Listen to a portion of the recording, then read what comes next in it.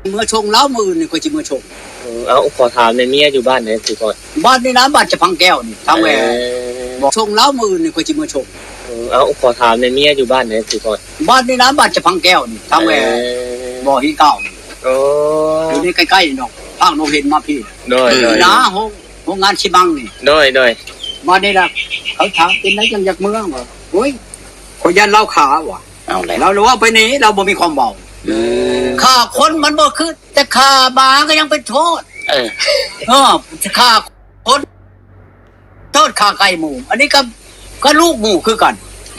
แม่นแล้วว่ะเมียมาบ่ทันพอเดือนสิไปฆ่าเรามีกรณีอย่างใจก็ไปชื่อฆ่าเนี่ยบ่อยากตามหมู่เจ้า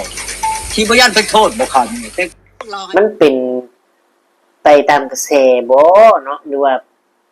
เป็นไปตามความคือขนองหรือว่าความอยากดังหรือว่าอยากมีหน้าตาในโลกโซเชียลหรือว่า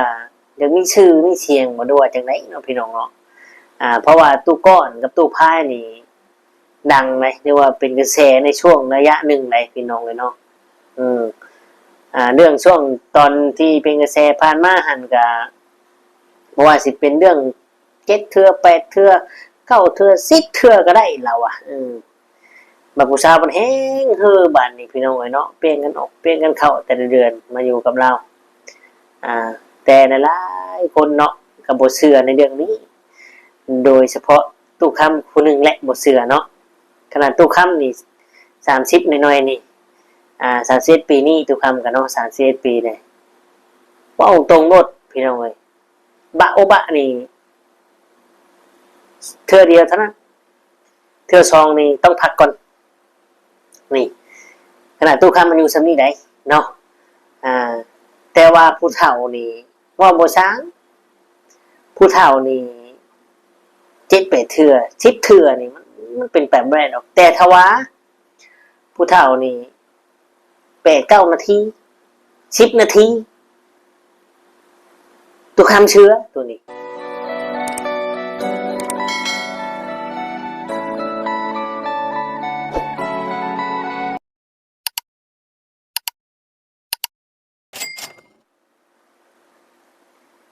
กับทักทายสบายดีและสวัสดี FC พ่อแม่พี่น้องหมู่เพื่อนเบิดทุกคนทุกท่านบ่ว่าสิอยู่ฝั่งไทยฝั่งลาวหรือว่าต่างประเทศก็ยินดีต้อนรับเข้าสู่ช่อง YouTube ตู้คำปัดสุขเด้อพี่น้องเนาะเอาพี่น้องทักทายกันช่วงเวลาเที่ยงเนาะ 11:00 นก็ 11:00 นก็ใกล้เที่ยงแล้วพี่น้องเนาะ 7:00 นยังพี่น้อง11:30 นเนาะมื้อนี้พี่น้องเนาะเรื่องราวก็บ่มีหยังหลายมื้อนี้พี่น้องที่ตู้คำได้อัปเดตลงเนาะเป็นเรื่องเกี่ยวกับตู้ก้อนพี่น้องเนาะตู้ก้อนตู้พายนะพี่น้องตู้ก้อนตู้พายนะพี่น้องเนาะที่ตู้คำได้อัปเดตลงตอนนั้นนะที่ว่าสงสัยกันนะว่าคนอื่นสงสัยแล้วตู้คำนี่ก็สงสัยคือกันพี่น้องเนาะบางคนเนาะคอมเมนต์มาว่าเป็นคอนเทนต์เราพี่น้องและตู้คำเล่นไปก็เห็นเลื่อนไปอีกเลื่อนไปก็เห็นเลื่อนไปก็เห็นเนาะคือสิขึ้นฟีดคักแท้นะพี่น้องเนาะว่ามันเป็นคอนเทนต์นี่คือสิเป็นเรื่องเป็นราวคักแท้พี่น้องเนาะเพราะว่าล่าสุดเนี่ยเห็นทั้ง Facebook เนาะทั้งมาบอยเพิ่นนี่แหละมันเด้งขึ้นก็เห็นแบบว่ามีปัญหากันกับเมียพี่น้องเนาะอาจสิเป็นเมียผู้สาวสำน้อยที่ว่าทุกคำในอัปเดตลงตอนนั้นบ่ดูว่าจังได๋เนาะอันนี้ตู้ก้อนคือตู้พายตู้ก้อนพี่น้องเนาะตู้ก้อนว่าเมียนี่หาเรื่องว่าซั่นหาเรื่องอยากปะกับเราหั่นนะว่าเราน่ะคุยผู้สาวล้มผู้สาวว่าซั่นเราก็ว่าสิล้มเฮ็ดหยังเราว่าถ้าอยากล้มนี่สิเอาให้หยังเมียเราว่าเอาเมียมานี่ก็บ่แม่นว่าเว้าขออนุญาตนำลูกหลานเราบ่แม่นสิมาเอามาบะโอบะหรือว่าเอามาผสมพันธุ์อย่างเดียวมันบ่แม่นเราว่าพี่น้องคือเอามานี่คืออยากกันมาเบิ่งแย่งกันเรายามเจ็บยามไข้เบิ่งพระนามจุกไผดัง เตาหนึ่งข้าวหนึ่งน้ำหั่นแหละเบิ่งให้เบิ่งหน้าเบิ่งงัวเบิ่งควายเบิ่งหัวเบิ่งสวนเราอ่ะอันน่ะพี่น้องเอ้ยเนาะเราก็บอกไปทางกรณีนี้อันน่ะพี่น้องเอ้ยส่วนเรื่องนั้นนี่สิบะโอบะอย่างเดียวนี่มันบ่ได้ยากเราอ่ะขอแต่ว่ามีเงินเราว่าอันไหน10 ล้านนี้ห่วยถ้าประหยัดหรือว่าอดออมใส่แต่บะโอบะนี่บ้าจนเบื่อพุ่นแล้วเราอ่ะแต่ว่าโมเมนต์ในเรื่องนั้นเราอ่ะไม่ได้มีแต่เรื่องนั้นหรอกเราอ่ะแต่ว่ากรณีที่ตู้คำอัปเดตหรือว่าตู้คำนั่งเว้าอยู่นี่คือเดี๋ยวนี้พี่น้องเนาะมันเป็นเพราะอีหยังพี่น้องเนาะคือมีผู้สาวหรือว่าคนที่เข้ามาอยู่กับเราหรือเอาเราเป็นลูกเป็นผัวนะพี่น้องซึ่งแต่ละคนเอาไปนี่ก็บ่ได้ว่าสิอยู่ดนแล้วก็บ่ได้ว่าสิหมั่นแก่นหรือดูแลกันเบิ่งแย่งกันคือเราเว้าจักคนเลยพี่น้องมีแต่ว่าอยู่กันเดือนกว่าบางคนก็2 เดือนบางคนก็3 เดือนก็เห็นผลออกได้แล้วก็มีใหม่เข้ามาอีกซึ่งมันเป็นวัฒนธรรมบ่หรือว่าเป็นตามกระแสพี่น้องหรือว่าเป็นความกระตือรือร้นความคึกคะนองบ่หรือว่าจังได๋พี่น้องเอ้ยเนาะของผู้สาววัยรุ่นหรือว่าผู้สาววัยหนุ่มกว่าเราหั่นแหละที่ได้เบิ่งนะเนาะถึงเข้ามาหาเราพี่น้องแล้วก็อยู่นำเรานอนกับเราแต่ก็อยู่บ่เฮิงพี่น้องก็มีอาการเป็นซี่แหละนี่คือสิหายสิปะกันเดี๋ยวค่อยก็เมื่อส่งเลยแล้วนะพี่น้องเอาเดี๋ยวไปเบิ่งคลิปนำกันจักหน่อยนึงเนาะทุกคำได้บันทึกไว้ประมาณ 3-4 นาทีเนี่ยก็บ่หลายดอกพี่น้องเอาไปฟังแล้วเอาไปฟังเพิ่นคุยกันว่าเป็นจังไดเนาะกับตอนเพิ่นอยากได้กันกับตอนเพิ่นผิดกันกับตอนเพิ่นสิปะสิห่างกันพี่น้องเอ้ยเนาะ ไปลุย let's go เดี๋ยวมาชื่นนั่นกับวานนี่เกิดขึ้นมาชื่นนั่นในดองให้ลงไปเอาปลาแดกอยู่บ้านโหเมืองเมื่อเช้ามาแล้วก็กระดุงชุ่งลุงชินและเพิ่นก็ดีสิไปน้ำคอยแล้วเพิ่นก็บ่ได้ว่าหยังไปก็ไปนะวันนี้ละถือธงออกมาธงมันกระแตบพะนะถือมาเอาเจ้าสิถือไปเพียงธงอันนี้คนกระทำอันนี้แล้วคนบ่ว่าแน่ๆดอกเอาถือไปพูดแล้วลังเถื่ออันทุกมันหมู่เอานั่นเอานี่ให้ก็ใช้นี้ว่าฉันโอ้ยมันบ่แม่นแล้วธงอันนี้ที่ถือไปใช้ประแดกไปประตำธงอันนี้บ่แม่นธงธรรมดาเด้ธงอันนี้เขาพายลงตลาดบ่เลยไปบ้านนั้นเมืองนี้เขาพายไปอันนี้นั่นแต่ถือธงอันนี้ไปใช้ประแดกมันบ่ควรแหละลงโลแล้วบัดนี้ทีมเลยทีมธงนั่นเอาแล้วป้าแล้วก็มาก็จับเอาปูแล้วลงไปห้วยไปหาเห็ดปวกไปเลยไปแล้วถึงเติมแล้วคนก็พุ่มชุ่งนุ่งชุ่งพุ่มเชื่อคอยแล้วข้างแน่แล้วก็จับเอากระแจหรือว่าคนก็โถเมียไปใช้โถใช้เลยเอาเจ้าไปใช้คอยอยู่ห้วยไปคอยหาเห็ดนั่นว่าเอาชี้เอาเลยแล้วเขาน่ะเอาเนาะดึงเอาเนาะดึงเอานี่เอา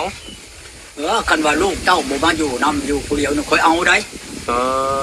คอยบ่ดูอยู่ได้ผู้เดียวนี่เอาเฮ็ดหยังเมียอยากสิเอาเนาะว่าเอานอนน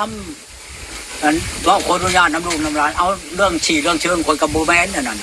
เอามาอยู่นำกันเบิ่งแย่งกันนี่แล้วเบิ่งเจ็บเบิ่งโชว์แม่นบ่เบิ่งงัวเบิ่งควายเบิ่งไห้เบิ่งนานี่แล้วเบิ่งไปเบิด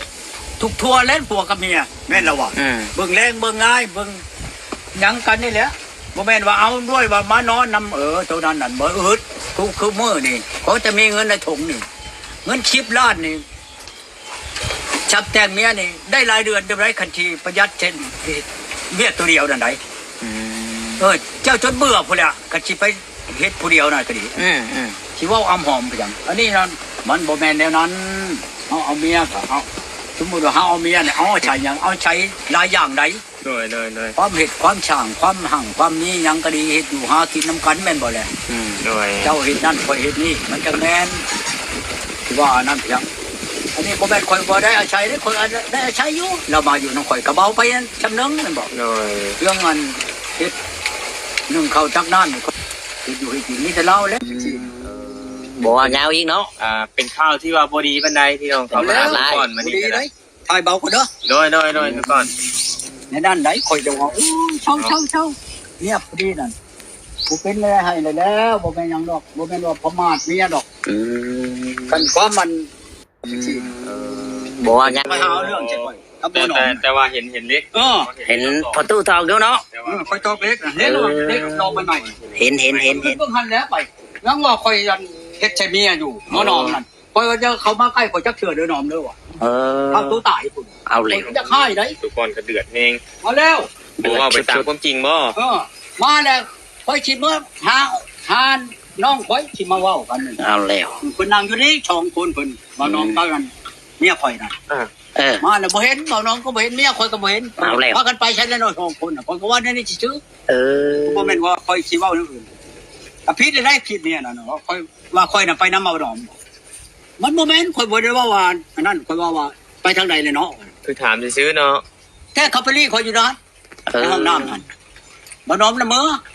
โอ้ เมื่อแล้วบัดนี้เขามาวันชีรัดชุมเขาเจ้าหนุกเขาละน้อยมาอีกมาแล้วเมียข่อยเว้าในนั้นแหละนั่น ไม่ได้คุยเนาะ ของเราเว้าเองเราน่ะ โอ้ ก็เว้าในนั้นเราเองน่ะจนโทรศัพท์จนไผไม่รอดข่อยจะไปแตกให้เรา โดย ก็คืนมาน่ะเบิ่งหนังเบิ่งหยังเบิ่งนี่ข่อยบ่สิไปคุยเพียงโทรศัพท์โอ้ยกันข่อยเว้าถึงปานนั้นกับผู้ชายเมื่อแต่หึงบ่พอบ่เว้าเป็นอันมื้อจะบ่เว้าเป็นชั่วโมงใช่ไป โอ้ยันว่าเกิดการน้อยใจคือห่วงกันหั่นนะ แต่บ่ว่ามันก็ยังหาข้อมาเว้ากับข่อยเช้าเมื่อแล้วข่อยสิเอามาส่งไผจะมาอบรมก็ตามมันสิให้คืนมาคันว่าสิให้คืนข่อยสิสัญญาแม่ก็คักโลด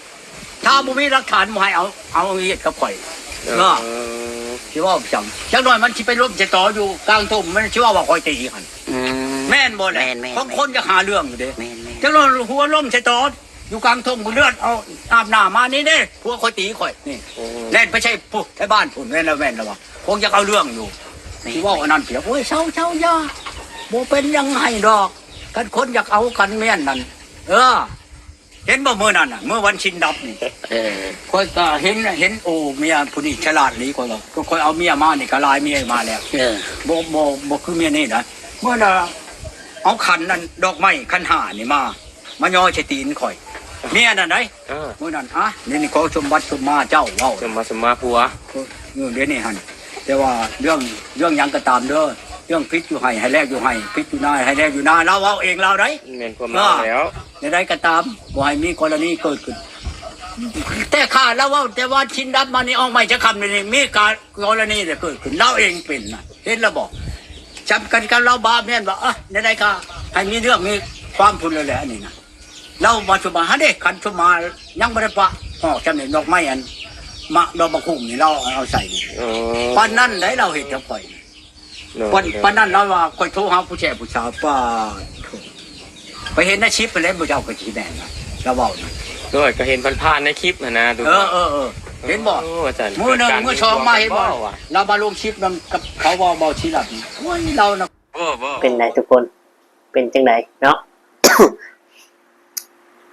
นำหมด สมัครน้ำลายเจ้าของพี่น้องเลยเด็กหัวเลย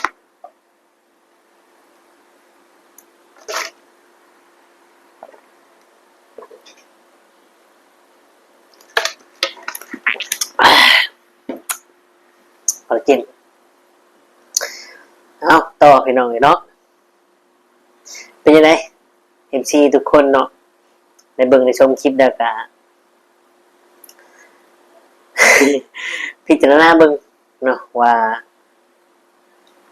มันเป็นยังไงนะพี่น้องนี่แหละทุกคำถึงว่ามันเป็น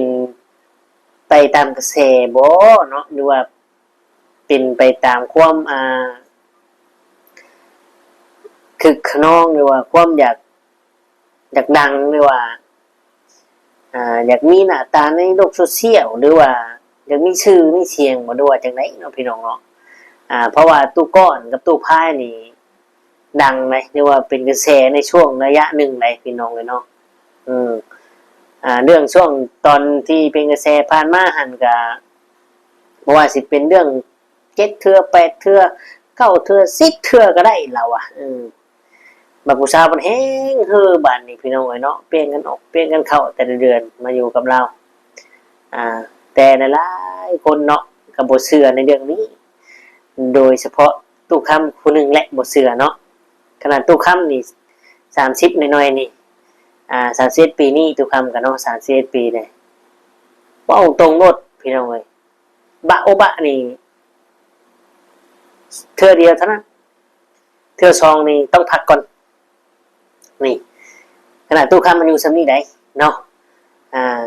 แต่ว่าผู้เฒ่านี่ว่าบ่ช้างผู้เฒ่านี่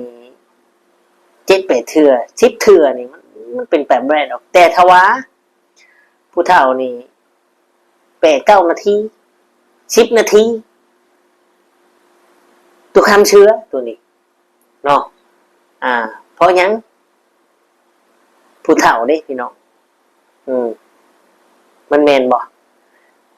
เนาะอันนี้ก็บ่ได้มาลบดูผู้เฒ่าดอกพี่น้องเอ้ยเนาะมันคงสิเป็นแนวนั้นน่ะนะเพราะว่าเฮาก็ฮู้สัมผัสได้ว่าความเมื่อยหรือว่าความอ่อนแรงเป็นจังไดแต่ใจนี่ฮึดใจนี่บ่เว้าใจนี่โอ้ยอยากเว้าใจนี่เนาะพี่น้องแต่ถ้าว่า10เทื่อ20เทื่อ8-9 ดอกโอ้ยผู้สาวโอ้อันนี้บ่เชื่อพี่น้องเอ้ยเนาะนั่นแหละมันก็เลยเป็นกระแสมาเลยบาดนี้เป็นกระแสตู้ก่อนตู้พายมีเมียน้อยมีผู้เด็กน้อยเขามาอยู่นำ14-15 ปีก็มีเพิ่นว่าและระยะที่ผ่านมาเฮาก็เห็นก็หลายคนได้พี่น้องที่เข้ามาในชีวิตของเราเนาะเขามาอยู่เป็นผัวเป็นเมียกันนี่แหละก็ไปแต่งไปไหว้ไปขอตามที่ข้อประเพณีจบเจือนี่แหละพี่น้องเอ้ยเนาะแต่พอมาอยู่แล้วก็เพราะปะนั้นคือเก่าบ่มีหยังเกิดขึ้นนะพี่น้องเอ้ยบ่มีหยังเกิดขึ้นเหมือนแต่ว่าสิเชื่อใน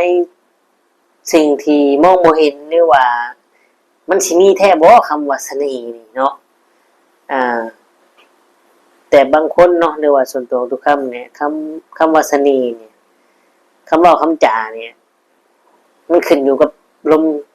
ปากคำเว้าของเฮานี่เองเนาะที่จะเว้าให้คนหักคนหลงคนแพงแต่ว่าสังคมปัจจุบันหรือว่าสังคมซุมื้อนี้มันก็อยากกลับกันได้บางคนนี่มักคนปากหวานก้นเปรี้ยวเลยบอกตรงรถในสังคมที่ตูคำเห็นอยู่ปัจจุบันนี้ฮะมันแม่นแท้แน่นอนและความยุติธรรมก็บ่มีอยู่จริงความยุติธรรมกฎยุติธรรมอหยังบ่มีอยู่จริงเนาะแต่ว่ากฎแห่งกรรมนี่มีจริงพี่น้องอันนี้ตูคำเชื่อถ้าว่าความยุติธรรมหรือว่าความคนที่มองคนในรูปแบบที่ตูคำเว้านี้กลับกันเนี่ยมีเห็นแน่นอนในสังคมเฮานี่เนาะพี่น้องบางคนนี่โอ้มักไปชื่นชมเท่าใดคนนั้นปากหวานคนเปรี้ยวนี่มักเฮงและความยุติธรรมก็บ่มีให้กับคนที่ทำดีและเป็นคนที่ซื่อสัตย์เว้าตรงนะส่วนมากมันสิเป็นอย่างนั้นพี่น้องบางคนว่าทำดีได้ดีได้แน่นอนแต่ความดีนั้นมันสิมาน้ำหลังเนาะแต่ความชั่วบัดบางคนเฮ็ดชั่วบัดให้ได้ดีก็มีพี่น้องเอ้ยเนาะอันนี้ก็เห็นอันนี้ก็เคยเห็นบ่แน่บางเทื่ออาจสิว่ามันเป็นกรรมหรือว่าเป็นบุญของเราในชาติปางก่อนเราเฮ็ดบุญเกี่ยวกับผู้สาวหรือว่าผู้หญิงหลายบ่ในวันใดพี่น้องเอ้ยเนาะเราถึงมาชาตินี้แหละมีผู้สาวสำน้อยเข้ามาอยู่มาอยากมักมาอยากแพงอยู่นำอีหยังประมาณนี้นะถ้าว่ามันบ่แม่นในเรื่องของการติดกระแสหรือว่าน้ำโลกโซเชียลนี่ก็มันสิเป็นในทำนองนั้นแหละเนาะพี่น้องแต่ว่ากรรมเก่ากรรมใหม่เนี่ยมันก็สิมาเอานั่นกันบ่ได้อยู่แล้วพี่น้องเอ้ยเนาะกรรมเก่าคือกรรมเก่ากรรมใหม่คือกรรมใหม่ กำไมขึ้นอะไรกำไมคือปัจจุบันนี้เลยเฮ็ดกำไมก็เห็นทศนี้เลยเนาะกำกาวหอมโหเราเป็นจังไดเนาะพี่น้องเอ้ยเอามีแต่ว่าคลิปนี้ก็ประมาณนี้แหละทุกคำก็จะได้ขอตัวจบนำลาประจากพี่น้องไปขอขอบคุณหลายๆที่เข้ามาชมกดไลค์กดแชร์ให้และกดติดตามเด้อและกด Subscribe ขอบคุณหลายๆเด้อเนาะคลิปนี้ก็มีอย่างไรออกมาว่ามานั่งคุยกันเก่านี่แหละเนาะผู้ใดคิดคือทุกคำบ่คอมเมนต์มาเนาะเอาก็คือสิได้กล่าวคำว่าสบายดีและสวัสดีครับ